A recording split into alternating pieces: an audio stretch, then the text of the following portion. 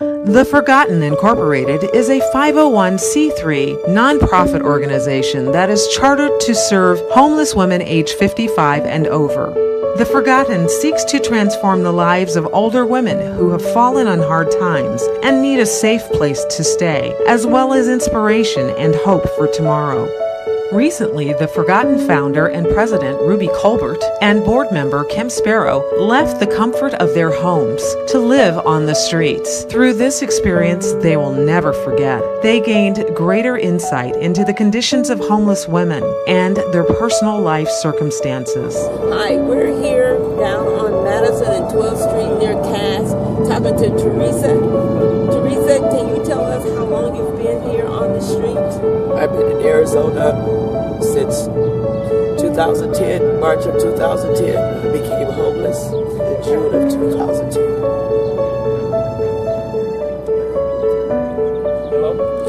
It's heartbreaking for a woman, especially for anybody, women. It's harder. With your support, we can begin to transform the lives of women like Teresa and encourage them to regain dignity and hope. Did you know that there are over 36,000 homeless people in Arizona? Over 70% are in Maricopa County. Statewide, approximately 2,500 people are unsheltered and living on the streets. Without resources and housing assistance, their future is uncertain. Please give your tax-deductible donation today. To make your donation, visit our website at forgottenone.org. You can also mail a check payable to The Forgotten Inc., 2030 West Baseline Road, Suite 182-332, Phoenix, Arizona 85041. Please help us to fulfill our vision to serve this vulnerable population and develop communities that provide safe and affordable housing alternatives. Hi, I'm Kent Stewart with Insurance Professionals of Arizona, and today I have a special guest with me, Ruby Colbert. Ruby's been a client of our agency for quite some time now, and we've really enjoyed working with her as an insurance client of ours. Ruby recently started a nonprofit organization to help homeless women, and instead of doing a paper application for the Safeco Make More Happen donation, we would like to apply for that grant using video. I didn't feel like a paper application would do this organization justice, so I wanted to bring Ruby to you so that you could meet her in person and see what kind of person she is and what her vision is for what she's trying to accomplish. And so I've got her here with me today. Again, she founded this organization. It's called The Forgotten, to help homeless women 55 plus. And so, Ruby, you at the time were working for the city of Scottsdale, right, in a pretty lucrative position? Right, I was working for the city of Scottsdale. That is correct. And what made you make the decision to leave your job at the city of Scottsdale and start this nonprofit organization? Well, it was time to retire. And once I actually retired, I needed something to do. Plus, this had been on my heart. I had started this organization back in 2011. I started this organization. It was really strange how it came about. I was going home one day, a way I never go, and just turned and went to Taco Bell, and I was like stunned because I don't normally eat fast foods. So I went in and I got 2 tacos, and the young man asked me, "How can I help you?" And I'm thinking, I don't even know why I'm here. And I think I said that out loud, and now the young man is looking at me like something's wrong with this lady here. So I ordered 2 tacos. I get back in the car. I put them in the seat, the driver's seat, the passenger seat, sorry, and started going home. And as I was going home, I stopped at a light, and it was this lady going in front of me with this pure white dress on and all this stuff in a shopping cart. And I'm thinking, this is strange. And so the light changed and I'm continuing to go home. Then something said out loud, "Turn around."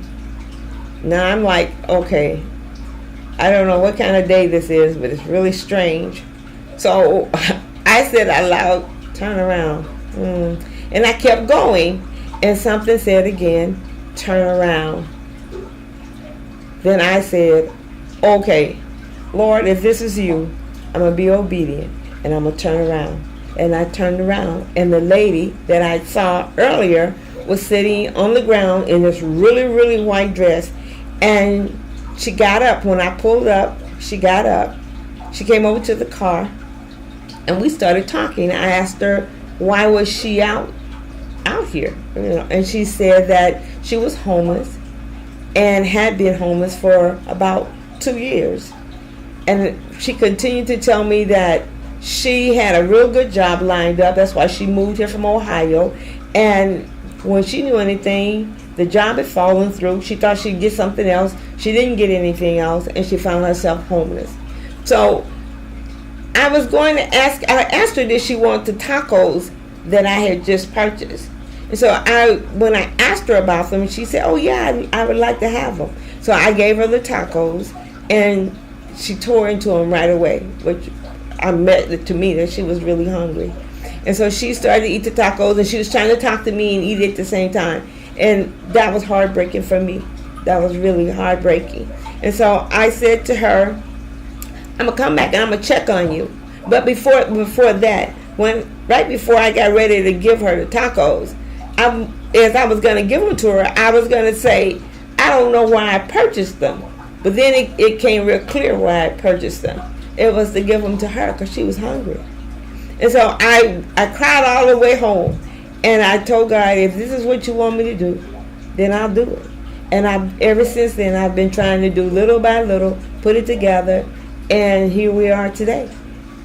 So needless to say, you have a very deep-seated personal conviction that this is your life's mission going forward. I do. I really do. And so tell us about the organization and what you're trying to accomplish. What is your vision with The Forgotten? My vision is The Forgotten is to give women, senior citizen women, a safe haven. They can stay there for 2 years. We're getting in place where they can, if they need a resume, to do a resume, we can help them do resumes. I want a community where they have their own key to their own little place so they can, like I said, be safe. When women are out on the street, we did a project. We slept out on the streets for 48 hours. And that was tough. That was really rough. You have to hide because you're a woman. You get beat up, you get robbed, you get raped, and sleeping on the ground on the concrete is no joke. And it's in the winter it's cold because it was in the winter when we did that project. So you and another board member of the organization went and became homeless for 48 hours right on the streets of Phoenix, Arizona. Right, because you can't really get in anyone's shoes unless you get in their shoes. So we went and put ourselves in the same predicament that they were in. Matter of fact, the homeless people said that we came ill prepared. Well, I didn't know you had to prepare to be homeless, and we didn't have anything. They said, well, where's your suitcase? Where's your covers? Well, right, well, we didn't know we needed that. But we found out that we did. It wouldn't have been for this one homeless guy. He just came like a father for us and just watched us and stayed with us the whole time. He never left us. And I was so cold. He took a blanket. This broke my heart. He took the blanket off of himself and he put it on me. And I said, no, you're going to be cold too. And he said, I'm used to it. That hurt me. That really hurt me. That he would, but most homeless people are good people. They're kind-hearted people. They're more generous and more kind than everyday people. Just normal people that have fallen on hard times. That's it. Most people that are homeless, they're on junkies, they're on alcoholic. They're just, stuff happens. But like with this one lady we met, she was in a wheelchair. She was on the street. Well, she got sick. One lady had cancer. You have cancer and you homeless. Can you imagine? So what is your number one need right now for your organization? What kind of support do you guys need And how can Insurance Professionals of Arizona and Safeco Insurance partner with you to help these homeless women? We need land. We need buildings. We want to build a community, a safe community, where each individual woman has her own individual key to her own little place. We want to have a community center where they can come together, like for meetings, like if the nurse or the doctor needs to come in and see, and we have teachers in place, counselors in place. We just need a place. We just need a place, and it takes money. So we do the best we can with what we have, but everything is through donations. We haven't gotten any serious grants or anything like that. We did get a couple of grants from small grants, but I don't even want to say small grants. Anything helps. Even $5 helps. But we got two $500 grants from Walmart and one $2,500 grants, which helps us a lot to get our business cards and get business things that we need in order just to even get us out there. Right. And so with this $10,000 grant from Safeco, as you and I had discussed earlier, your main objective would be to start looking for land that you could buy through the auctions, correct? Right. The city of Phoenix has auctions where people don't pay their taxes on things like that, and on the sheriff's sales where I guess they take people's land back. I'm not really sure how that works, but I had gone to I got a list that I was given, and I went and looked at some of the locations, but some of the locations were really, really scary. I wouldn't want to live there, so I definitely wouldn't want to put somebody else there that's a senior citizen too. I want something that I would want to live in. It doesn't have to be fabulous, but it does have to be something I could call home and be somewhat nice. No one wants to live in a shack. When you're outside and you don't have anything, you're already beat up and beat down. I don't want that for the people. I really don't want that for the women. How can you give somebody back their dignity if you don't give them something that they deserve? Correct. And so the main objective would be with the $10,000 ultimately is to help women get off of the street and to give them a place to live while they get back on their feet. And so part of that money could be used for land acquisition, the tiny houses that you spoke of, little 450 square foot houses for these women to come in. Correct. And then you also have established relationships with counselors, people that can help these women complete resumes and start looking for jobs. And absolutely. Tell me more about that process. You actually said that you invited a homeless person to live with you for 3 months, but one of your rules was that she had to be out trying to provide for herself. Tell me more about that. I met this lady. Her name was Terry. I was going to church one Sunday, and she was sitting on the bus stop crying, and it was raining. It was raining so hard, but I only got a glimpse of her. I thought she was crying, and so I made a U-turn and I went back, and she was crying, and she was trying to get to the homeless shelter, Cass homeless shelter. So I told her to put her suitcase in the trunk, and she got in the car, and I was taking her to Cass. And she said, I asked her, I said, do you go to church? And she said, yeah, I would like to go to church. So I took her to church. And we went to church. We had a good time. And when they had altar call, she joined church. And I thought that was pretty cool. And then when you go back in the back and they asked her about her address where she lives, she looked at me. Now everybody's looking at me. And I'm just like, I just met this lady. So the girl that works there works with homeless people. So she said, well, let me go and find somebody that, you can take her over there for her to spend the night with them at one of the shelters. So all of them, nobody answered the phone. Everybody was closed. So it was raining. Raining. And I couldn't just throw her back outside. So I took her home with me. And everybody was like, why are you doing that? You don't know her. I was like, it'll be okay. And it was. She stayed with me for 3 months. When I would get up to go to work, I said, okay, Terry, you got to get up too. I said, okay, catch the bus. You need to go and get your Social Security. Go talk to people. And she got her Social Security. She got some food stamps. And something else she did. But anyway, she got back on her feet and she took off.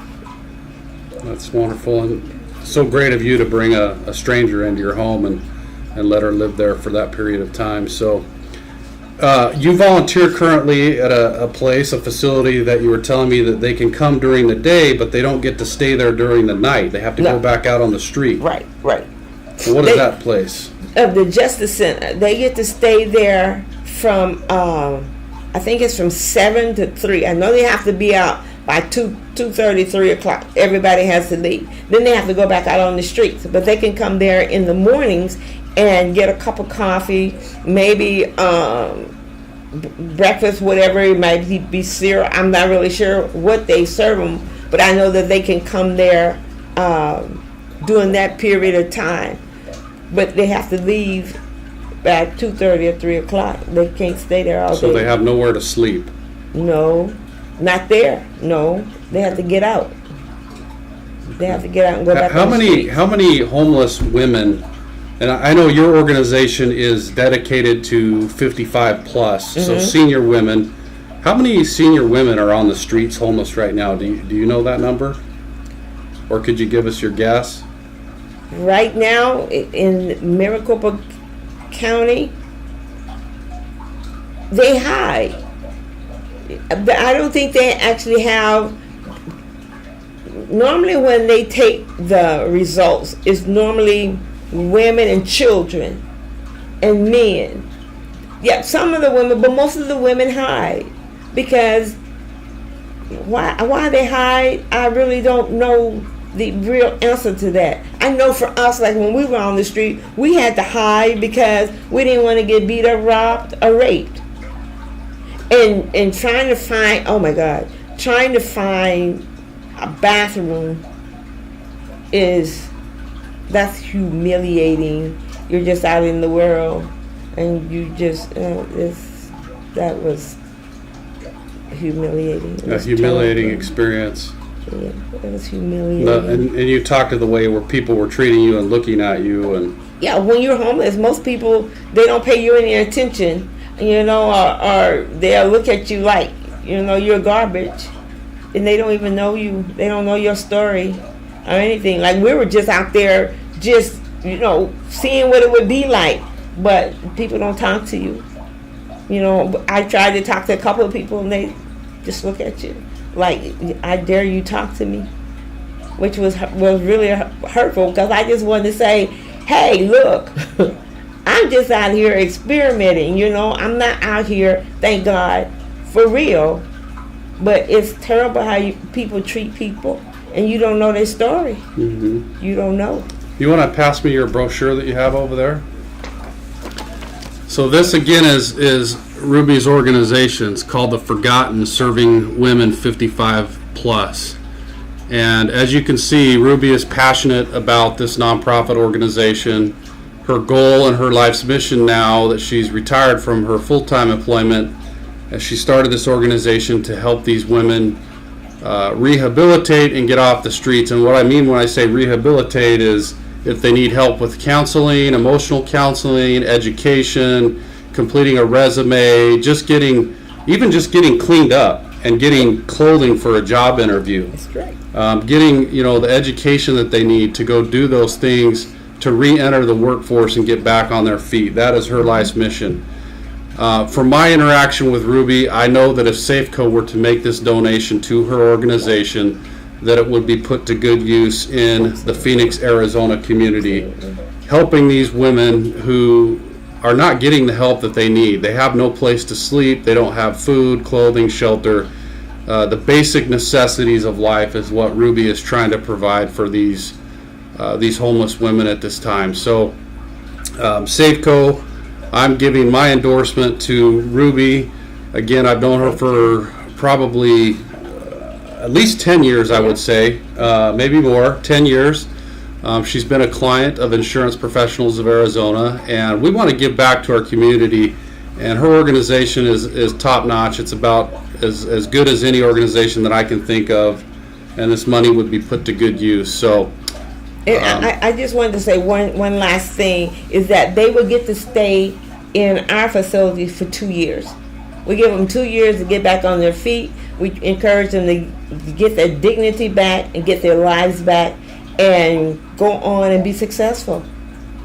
that's a wonderful endeavor. So in the facility, you're going to provide counseling and all those things. You also talked about one more thing that I thought was really interesting, is that in your community you were going to have a community garden.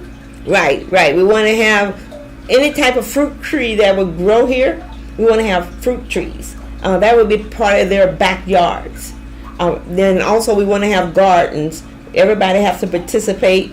The ones have green thumbs and the ones that don't would have to participate in growing whatever, tomatoes, greens, whatever, to help, live a better life and eat more healthy. So they would eat the food that they grow themselves. Absolutely. And it would give them something to do, putting them to work, which you talk a lot about dignity and restoring their dignity.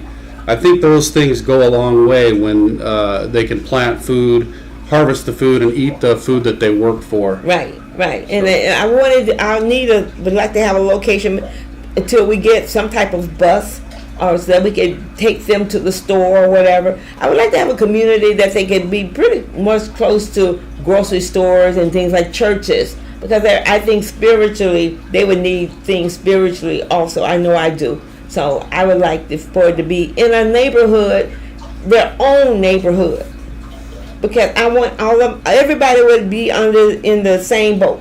Nobody can talk about nobody because everybody's been in the same situation. And I think giving them 2 years to do that, because most people or most places, they kick them out, some 3, some 6 months, some a year. But this will give you a 2-year opportunity to get it together. And so right now, Safeco, we have an opportunity to step forward and help this organization, help the community here in Phoenix, Arizona with this $10,000 grant.